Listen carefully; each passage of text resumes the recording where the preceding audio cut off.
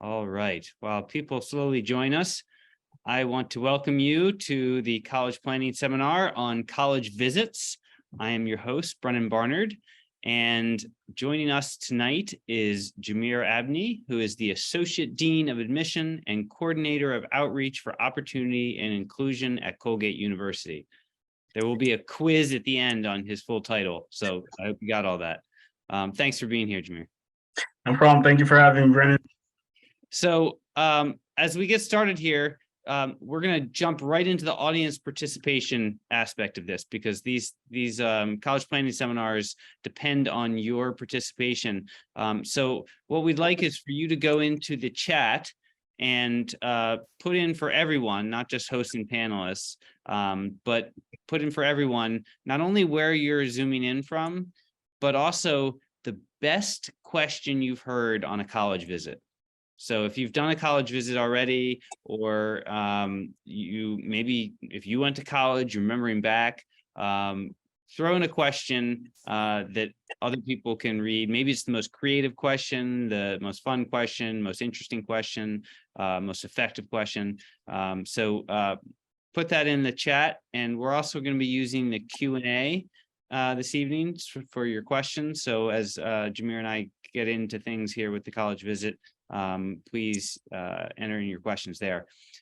So Jamiere, I just want to start kind of giving an overview of college visits. And I think of this in kind of the way I frame this is, do you remember that old campaign, the stop, drop, and roll? You know, if you get caught on fire, stop, drop, and roll, right? I like to think with college visits, it's more like question, observe, question, and record, right? So like these three things that you really should do on every campus. And it's, stepping back, observing, maybe going off the beaten path, doing the tour and doing, the official visit and information session, but also just kind of being on campus and observing what's going on and being a fly in the wall. And then, get a newspaper, college newspaper, check that out, some of those things. And then the second is question, right? So, and we're going to talk a lot about that tonight, about questions and what are the most effective questions, right? Not just, stuff you can get from reading on the internet and doing a quick search or things like that, but things that you can't get if you don't ask the people who are there on campus living the experience. I think honestly, some of the most effective questions are going to be things that students themselves or their family members that are with them are really passionate about, the things that you're most interested in. And while some of this stuff may be on the website, it may not get to the depth of what you're looking for, whether it's a major that you're really interested in, key courses, research that you might like to do, programming, and how things really work for students to get involved. So those things you really care about is, I think, where you really would want to start. But also, I think the value I always tell students is you just get different perspectives. Even if you're asking multiple people the same question, whether it's a faculty member or current student, people like myself who are administrators, and just the different ways that people experience the campus, if you can get different perspectives about the same thing, you can really walk away with a good sense of how that works on the campus for different people. And I think that can be truly valuable for you as well. Yeah, and I'd like to ask the same question of multiple people. Right. So are you and see if you get the same answer. Right. So ask it of multiple students, but also ask it of a faculty member and a admission officer, and see if what they're saying, the kind of the overall narrative is lining up. Right. Or if it's really different, why is that? So and then, the final thing is just record, because, if you've been on a college tour and seen 4 schools, they all start to melt together, right, in your mind. I mean, trying to remember, was that the school that had the had fraternities and sororities? Is that the school that had the champion chess team? I mean, whatever it is, right? And so making some notes for yourself after you leave campus, I think, is huge. We'll get into some more advice. There's some great questions coming through in the chat right now. This question, what supports do you have for a person like me? And there was another one about what are students debating right now, or what matters to students, right? I think it's really, and debating doesn't have to be a negative thing, right? I mean, it could be sometimes people ask, what do students complain about? But you can also just ask, what are they debating? What, is it a politically active campus? They're talking politics? Are they talking social issues? What's the tenor on campus? What about you? I mean, what really great questions have you heard? I think questions around not just what students maybe are passionate about or debating, but like what are students' ability to impact some of the things that are happening on the campus? Like how involved are students actually in the decision making or in the processes of how things come together? One of the great things I got to see Colgate do over the last couple of years was introduce a brand new strategic plan. And one of the cool things I saw was students being in those working groups with administrators and faculty moving some of those initiatives forward. But to your point around kind of maybe civic engagement and more kind of social activism, do students protest? Do students come out and show their passion for different things? Is there that ability within the campus structure for students to be active in those ways if that's something that you really care about? Yeah, that's great. There's another great one here from Barbara in the chat about, will I feel safe on this campus? And that's going to mean different things to different people, right? I mean, that could be, am I going to physically feel safe? Am I going to feel intellectually safe? Am I going to feel socially safe? And whatever it is, I think that's an interesting question to kind of dig into. What are questions? What other questions? I often get this inquiry from people like, what shouldn't they ask? What shouldn't students ask, or what shouldn't parents ask? Anything off limits? I think in the very early portions of the process, I would say no, because how do you really understand if that school is for you if you don't get at the things that you feel like you really maybe aren't understanding or you can't find on the website in the ways that you want to? And especially when you get into those Q&A sessions or even webinars like this that are just student focused, those are really designed for you to be able to have some of those conversations. I know we're going to talk a little bit about some of this later, but one of the things we went to during the pandemic was closed door opportunity for students with students, so that you open that door for really safe conversation, but also peer-to-peer interaction to maybe get at the answers in the conversations that students might not have with an administrator like myself. So I would tell you very early on, as you're really trying to figure out the schools that you're interested in, you really want to dive into things that may be sensitive and vulnerable to you, because you need to understand what that's going to be like as you go through this process. And even as you get deeper into schools that you've maybe been admitted to or are on your short list, I think getting even more depth into those schools and what it would be like for you is really going to how you're going to really come to those decisions around places that all may interest you, but really finding that idea of what we would say is, quote, the right fit. How do you know if it's the right fit if you didn't ask all the questions that you have of a place? Yeah, that's great. Can you say more about the closed door conversations? Yeah, so basically what we tried to do was create opportunities, since students weren't physically coming to campus in those days, to be able to give them a chance to talk directly with students. And so we had panels of diverse groups of students from different places with different backgrounds and identities to be able to talk directly to students. And while it might be started by an admission officer or an administrator, we actually went out of the session. We weren't on camera. We weren't a part of the conversation. And we would just check back in after the hour or after the 30 minutes that the webinar was supposed to run, giving students that time to be able to talk, whether it was kind of one-on-one or more kind of small group conversation with students, to be able to hear about those experiences. When you think about what is the social climate like on campus, how do you feel in terms of safety? What are the types of opportunities that you're able to take advantage of? What are the resources and what are the accessibility options available to someone that identifies in the way that I do or has some of the issues that I might have? And just the ability to be able to help students maybe feel a little bit more confident to ask some of those things that you might not do in a webinar with someone like myself, just because we recognize there is some of those age gaps, maybe a sense of kind of emotional safety in terms of being able to come to us with certain types of things, and not wanting to limit students' ability to be able to, again, get that information that they need, but also to ask the questions that we know they want to ask, but maybe wouldn't bring up to us in some of those sessions. Yeah, that's really cool. I mean, I also think just accessing as many virtual programs as you can, right? like maybe doing those before. If you're going to go do a campus visit, go do those before you visit, so you kind of have a primer and you know what you want to dig into when you actually do get on campus. But like you said, I mean, during the pandemic, schools really build out their virtual programming, and so get on the mailing list so you get invitations to those open houses, those online open houses, and things like that. I think that's really important. And what do you think about? There's a question in there about parents asking things on college visits. What do you think about kind of the balance of students versus parents asking, and should parents keep their mouths shut? I mean, what's the dynamic there?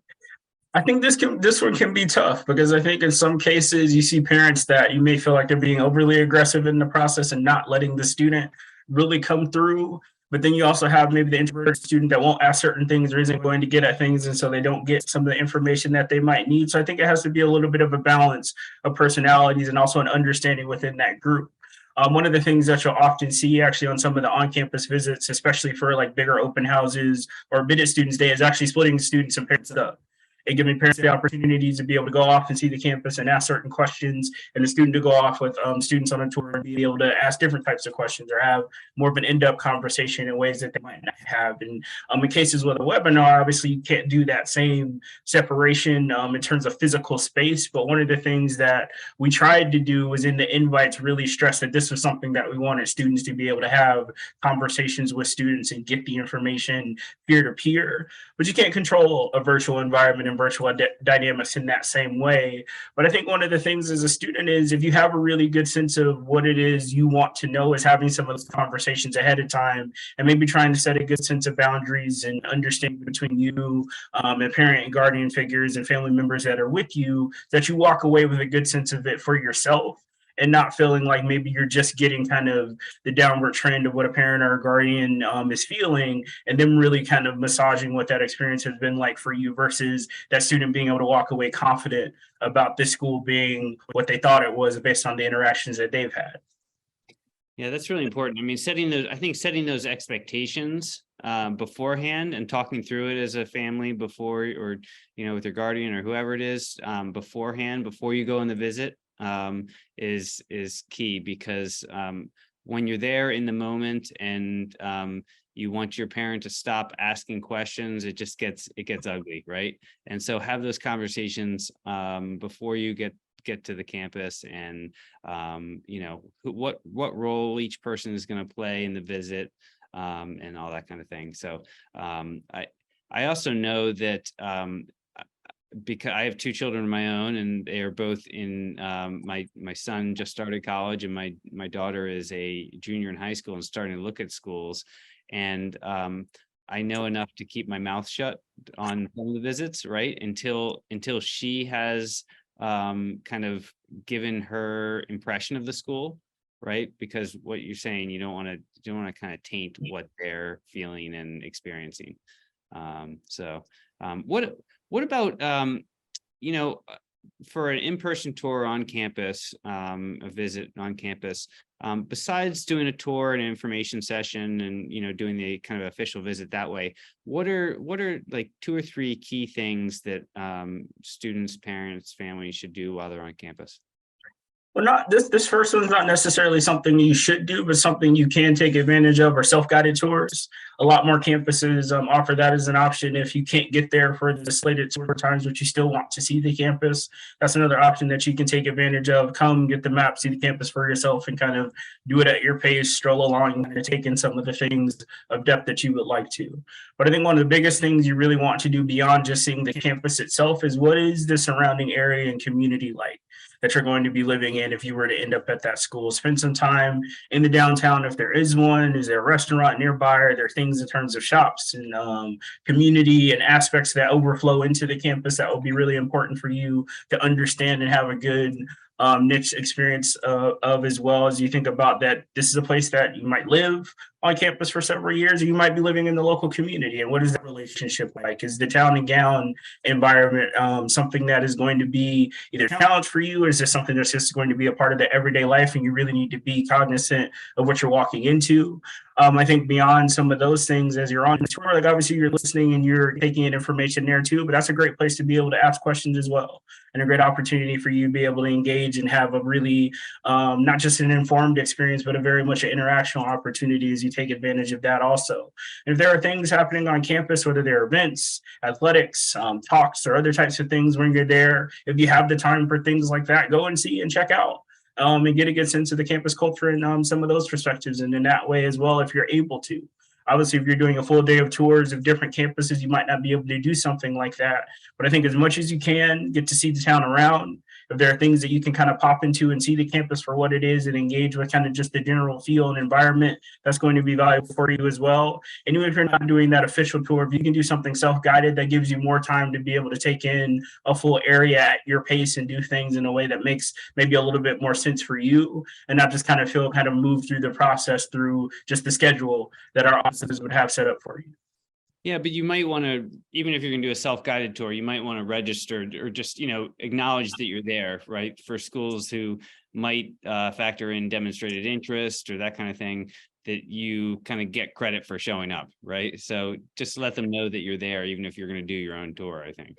Well, we actually have that built into our system now with the campus visit, where we have students that are signing up for the self-guided tour and that being registered as part of their experience. Even though we don't track demonstrated interest, that is a great way to make sure you're keeping up and getting information sent to you in terms of follow-up details and the messaging that comes with being on the mailing list. I also like to have students do a similar thing on every campus, right? Or in every town, like whether that's, go to whatever their interest is, right? Go to a diner in every town, go find the best burger place or whatever it is, and do it in every town so they can, or at every school so they can kind of compare across schools, right? So they have something to compare to. We have a bunch of questions coming in on the chat. You can also use the Q&A to ask questions. So so I don't miss anything in the chat. But one question is, for students interested in a particular major, how should they go about investigating that department at each school? Is it a good idea to reach out to the department secretary or individual professors to learn about the personality of the department? I think one of the first things you can do, I know we talked about the website and some of its limitations. Obviously, I think you can start there. If you feel comfortable to reach out directly to faculty or individuals in a department, I say certainly go for that. If you're not sure about some of those things, one of our jobs as admission officers is to be those liaisons to the rest of campus, so we can be that connector to you, for you to a faculty member, and give you that introduction if you're not 100% certain of kind of just jumping on that platform. And a lot of the information that you receive as you go through the process and being on the mailing list is about programs, is about research, is about opportunities for intellectual engagement beyond just the list of majors that you'll see. So just continuing to engage and actually opening your emails and engaging with that information is going to be valuable. We have tons of students that we can look and just see don't ever look at some of those things and are maybe missing out on opportunities to be invited to webinars like this, to learn about key programs or things that are happening on campus in terms of research that we think are valuable, and opportunities for students to get involved. But definitely, if you want to delve into your major and talk to those people, you can go directly to the source. Or if you're not as confident in those things, reach out to your admission officer and say, hey, I'd like to learn more about this. What can you share with me? We might be able to take you directly to that person as well. Yeah, I mean, and it doesn't hurt to reach out, right? I mean, you might not get a response, or you might get a response, but especially if a student's interested in a specific area, right? Like if they're super curious and want to study about like black holes and black hole research and space, and they might reach out to a professor who's doing that at that school and just say, I'm going to be on campus. If you're around, I'd love to stop by the department and learn about what you're doing. And, it can't hurt. Every once in a while, you make a good connection. Maybe you won't get an email back, but it's worth a try. Yeah. What about, there's a question about advice for what to do after the tour. Some people say follow up with an email, to the tour guide or to the admission officer that does the information session. Do you as an admission officer really want to get a follow-up email, or does that matter? Should they do it? Should they not do it? I think in terms of does it matter? If the school's tracking interest, all of your engagement is going to matter. So if you're, I think that's a great question to ask to be able to get a sense of, okay, if you're tracking demonstrated interest, this is a way to show you had an experience, engaged, and you want to continue to follow up and have that communication. So from that standpoint, but also as an admission officer at a smaller private institution, like we always want to engage with students. That's why we're at places like this. And even our faculty, that's why they're at places like this. They want to talk to students. So reaching out to us is part of just the fun of the job to be able to engage and hear about those experiences and use those as stories that we can connect to or opportunities, again, to connect you to certain things within the campus infrastructure that's really, really valuable. And if the institution is giving you access to interns or ambassadors that give those tours, and you can reach out directly to them, that's part of their role, is to be able to be those ambassadors and be those people that can talk and really lead the conversation around their institution and give you a really, truly, deeply valuable experience because they're living it. So I think, again, all of the ways that you can get those different perspectives and talk to different people, as I said earlier, is going to be useful for you. But certainly if you're reaching out after that tour to be able to especially give someone praise or to get more depth about something that you were maybe a little bit unfamiliar or weren't as clear on, those are going to be great opportunities for you to, again, get that sense of depth and really understand the campus in the way that's going to be the best for you as you move forward through the process. Yeah, and I mean, I'm all for gratitude either way, right? So I mean, it never hurts to put more joy out into the world. So it doesn't hurt, but it's probably not, at most schools, probably not going to move the ball on whether you're admitted or not, unless like you said, they're tracking demonstrated interest. What about asking kind of tough questions? There was a question that came in during the registration about, is it okay to ask a tour guide, what's not perfect or what's the college need to work on? Are those okay questions to ask? Yeah, it's one of the things that we practice on is we do actual formal, just kind of like, how do you handle tough questions and helping them be prepared, because you never know what someone's going to come in with, and being ready to just kind of on the spot be able to juggle some of those things. And not all of these you're going to have a perfect answer or something that's scripted necessarily. It'll just be like, hey, be prepared that people may come to you about particular types of things or want to know about things, or if there's a big news story that may come up in conversation. And so just being on the spot, being ready to just engage with people. And part of the job in working in admissions is that kind of self ability to be able to have conversation and just things with people, and to have the ability to feel comfortable in that environment where it is a public facing type of a role. So certainly, again, ask your difficult questions, get the information that you feel like you need. And sometimes people just may not know. And that's where the follow-up can be very valuable for you, because it may be reaching back to say, hey, I didn't get as much information about this as I would like, and being able to ask that question again and get more depth from someone who has some time to be able to research and get at the information with a little bit more depth and more clarity for you. Or being able to come back and say, hey, I heard something that maybe I'm a little bit uncomfortable with. Can you tell me more about this? Yeah, I mean, the other way to do it is to stop students who aren't necessarily the tour guide, right? In the student center or something like that. I mean, there was also a question that came in during the registration about, should students and families visit a college's cafeteria? Is that a helpful way to get a kind of look for the students in the college? What do you think there? It can be useful, but actually, since the pandemic, a lot of institutions don't have the dining hall open. It was a lot of times on campus tours a place where that'd be encouraged for you to be able to go and have a meal and check out the food that way. But just because of the nature of the health situation, that's not available on a lot of campuses now. So you may not actually be able to go in the dining hall. You might be looking for other public types of spaces like the bookstore or community center or other types of areas on campus where you can engage with people in kind of a more public and open environment. The dining hall would have typically been something like that, but that isn't going to be open as much just because of the change in thinking about health standards and protecting our campus as well. That's a great point. Hopefully that will shift back in the other direction, but we'll see. What about college potential recruits, athletes? Even if they're not like a actively being recruited athlete, should they contact coaches before their initial tour, or should they wait till after the visit? What do you recommend there? I think it can all depend on, especially division level, NCAA Division I down to Division III, how different some of those things can be. Do you have a good sense of whether a school even allow you to walk on or have those opportunities? Is that sport an actual varsity sport, or is it just a club sport? I think doing some of those initial kind of research pieces will help you know if there's value and being able to reach out to coaches, or they might have an actual like a request information type of a page, or a page directly to a key office or a specific person that does that type of work. So really looking at the website, getting a good sense of the programs first, I think is going to be most valuable. So you're coming at it from a place of being educated around what they do, and you reach out to the right person and not just kind of this black hole and not get a response. But also just based on the division, they may not be able to have some of those meetings with you at different points in the year, or be able to reach out in some of those cold call types of ways. So again, you want to have a good understanding of the different processes to be able to be recruited in the best way, but also to get the information that you're looking for if you're trying to walk onto a sport, or be able to get kind of a late recruiting opportunity, depending on what they might be doing and whether they engage in things like open houses or other types of more formal programs where students are coming to campus as well.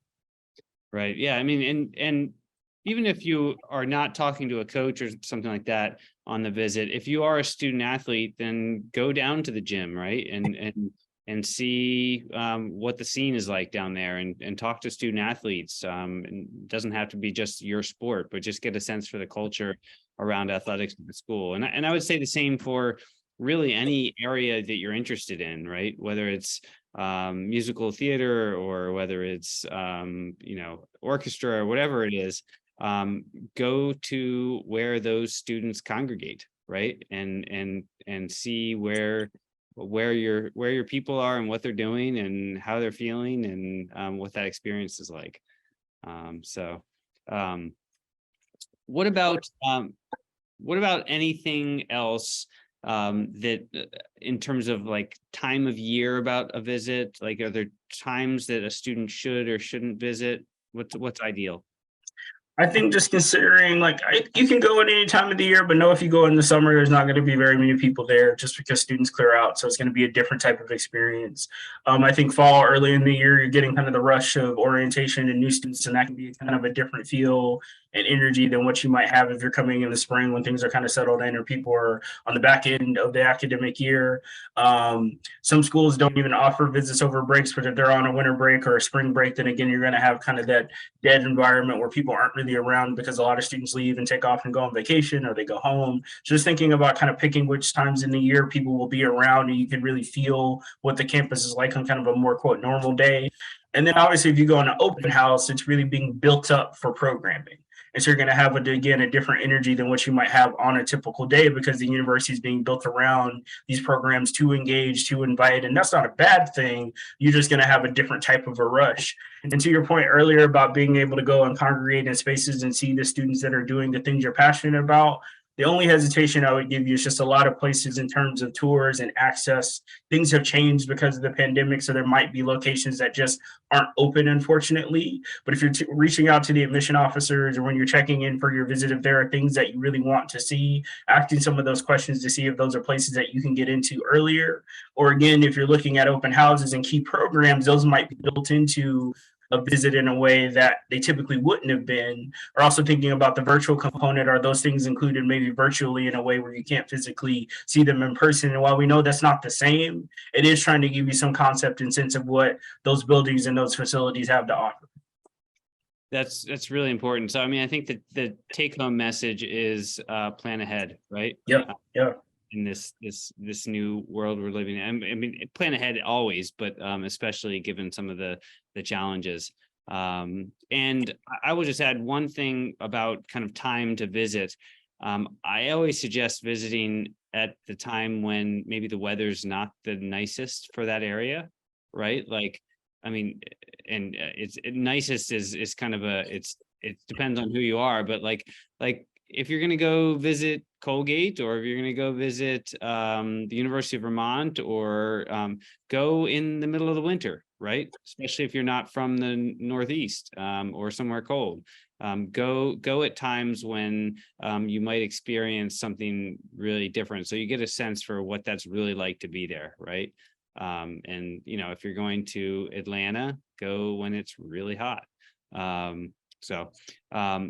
Hey, Jamiere, thanks for spending some time with us tonight. It's been really helpful. There's been a bunch of resources, hopefully folks have seen in the chat. Please check those out. And there's also a survey, and you will have a chance to win a $50 Amazon gift card. Unfortunately, Jamiere and I cannot win it, but you might. Thanks again, and have a great night, and we'll see you in 2 weeks. All right, thank you.